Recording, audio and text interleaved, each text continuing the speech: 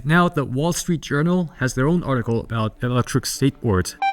I've already read this article. I know which 3 they suggested. Let's go through them, and I'm curious to see what you guys think about them. Like many tales of product design. Wait, do I have to pay for this? It's like they knew I was coming. If I open the link through Facebook, it works. Interesting policy.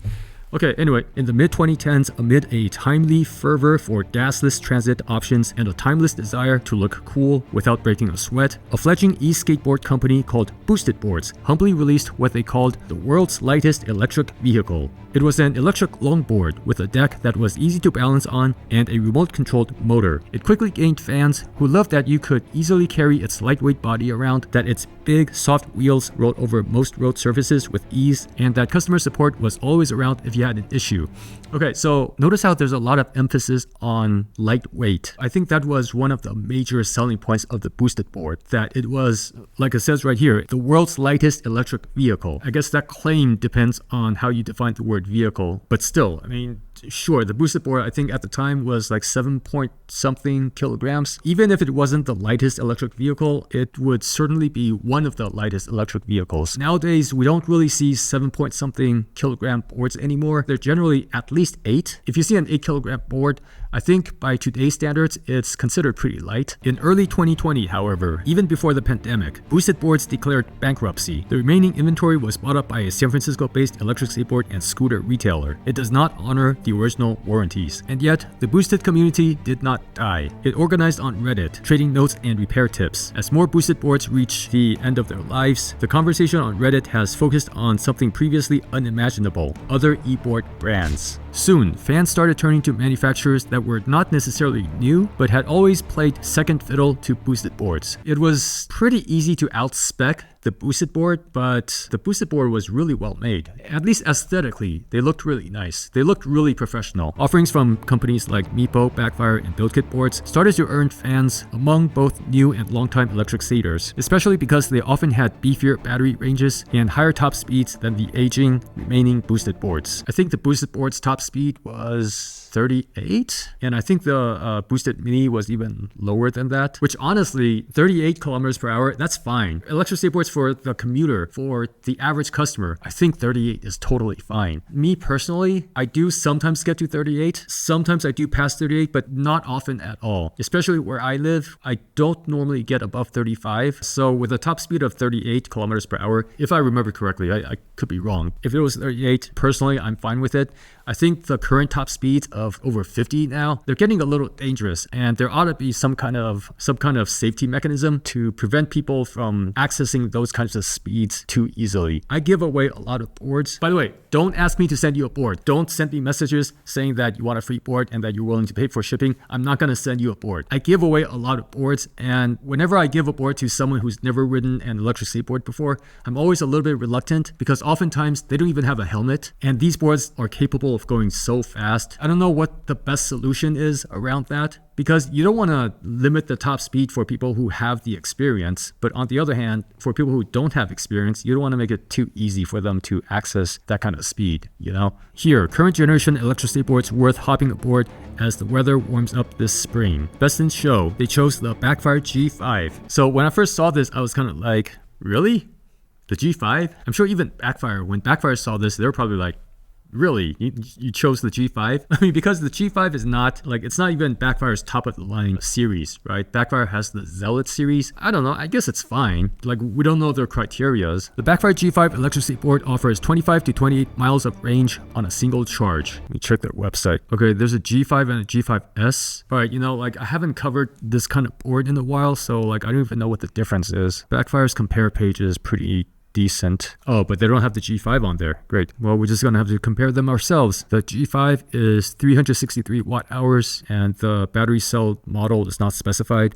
On the G5S, it's 403 watt hours using Samsung 40T. About 40 watt hours difference. I mean, the battery itself could make a big difference as to like the longevity of your board, the performance of your board. It's not always just about range. The weights are a little bit different, but wow, okay, the G5, even the G5 is 10 kilograms. How heavy was the Boosted board 2nd gen. The boosted board was about 7 kilograms or 15 pounds. Man, those were good times. Back when you can pick up a board easily because they were so light. Oh yeah, I wanted to look at the range. 25 to 28, I think it's achievable. If you're lightweight and in ideal conditions, then yeah, you can probably get up to 28. The board's flexible middle and long shape make it easy to ride, even if every other skateboard you've tried has felt like a tightrope. Like a tightrope, what do they mean? Like very wobbly? Is that what they mean? I think electric skateboard brands, they typically make their boards very stable and sacrifice agility. I would prefer that the agility of the board is like not so stable that you're sacrificing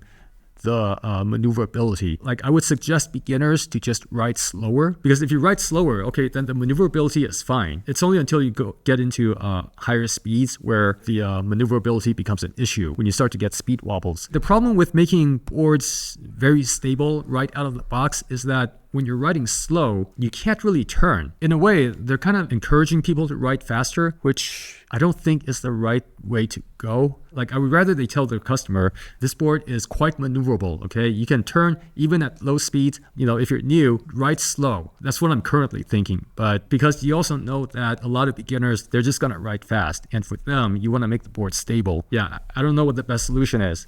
What do you guys think? At full throttle, the G5 can climb hills exceptionally well and hit top speeds of almost 29 miles per hour. Your crew may mock the atmospheric lighting that is built into the G5's deck, but you do you in the colors of your choice. Okay, first of all, it's not the colors of your choice. I'm pretty sure that this only comes in red. Sorry about that, made a mistake. The G5S has the ambient light around the edge of the deck. The G5 does not have that. I didn't cover this board, so I didn't pay attention to it. So I made the assumption that the G5 had the light, and so did the Wall Street Journal.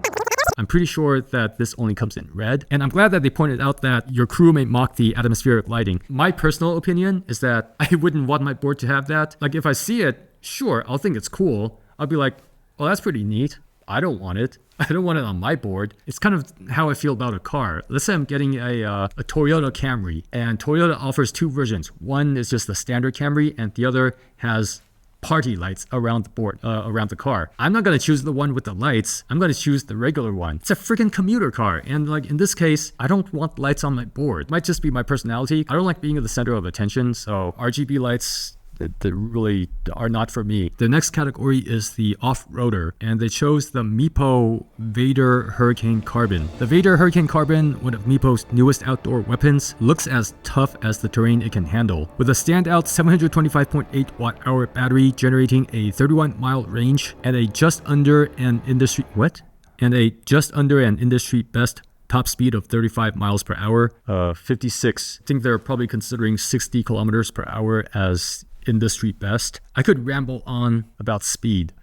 All right, let me just ramble a little bit, just real quick. All right, when it comes to speed, obviously you can go faster on like an e-bike or an EUC or a car, right? You can go way faster on a car. But then, you know, you could argue that, okay, the point of riding fast on an electric skateboard is because of how it feels. Riding at, what's the speed here? 35 miles per hour on an electric skateboard feels very different from driving 35 miles per hour. Like driving at 35 miles per hour, it feels like nothing, right? You don't even feel it. But riding an electric skateboard at 35 miles per hour feels insane. So it's all about the feeling. But I would argue that if you ride a board that's shorter, okay, if you ride a board that's shorter and less stable, and you ride in a more narrow street or right in a place that has more obstacles, 35 miles per hour is going to feel even faster. Like if you're getting a larger board so that you can feel safer when riding fast, you might as well upgrade to a different kind of vehicle, like an e-bike or a car. The point that Daniel's trying to make here is that the industry trend of making electric skateboards faster and more powerful at the cost of portability diminishes their competitiveness against other vehicle types.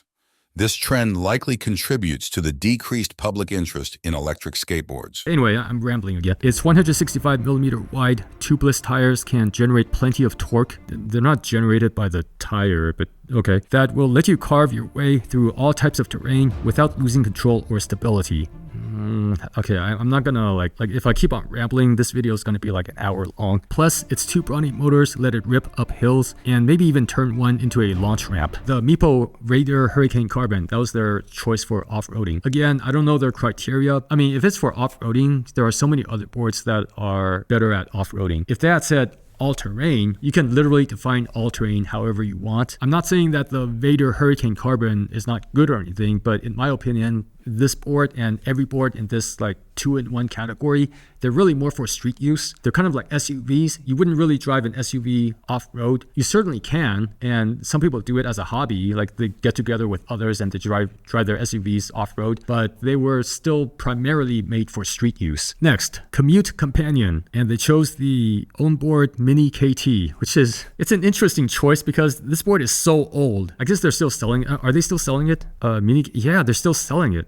Dude, this was like one of the first boards that I covered on my channel. This is a very generic board. It's about as generic as it gets. I don't really mean that in a bad way. I mean that in like a Toyota Camry way. If you just want a basic car, you get the Camry. Like if you just want a very basic electric skateboard, yeah, this is fine. Built for those who want to ditch the car or train on their way to the office, the onboard Mini KT has a lean, light design and a kicktail that gives you more control. How light is it? Because if I remember right, it was about 8 kilograms, 7.6. Okay, so anything under 8 by today's standards, I think is pretty light. What's the battery capacity? They don't list it in watt hours. Just have to freaking calculate. So the smallest battery is 144 watt hours. Back in like 2017, 144 watt hours was really common. Nowadays it's pretty rare, but pretty common back then, and people didn't really complain about it that much, actually. With the kicktail, you can make tiny hops over uneven pavement and quick pivot turns to avoid slamming into poles. They make it sound like it's easy. It's not that easy. Using the kicktail to make quick pivot turns, you would have to be riding pretty slow. You would not be doing that at like, not even at 20 kilometers per hour. I mean, kicktail is nice, but I'm not sure how many people are going to use it the way they're describing. The Mini KT has a relatively short body at just over 30 inches long. It can rock at speeds of up to 25 miles per hour and climb steep hills. Plus, with its 3-hour charge time, you can completely juice it up at your desk while you work.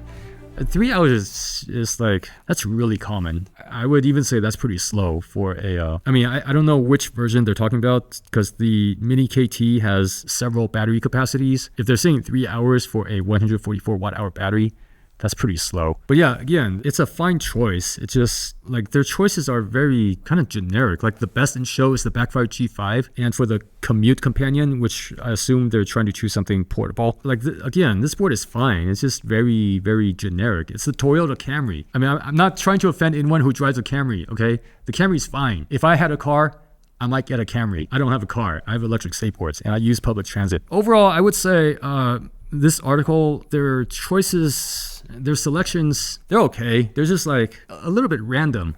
Yeah, a little bit random. That's how I would describe it. What do you guys think? Anyway, that's it for this video. Let me know what you think. By the way, let me address my voice real quick.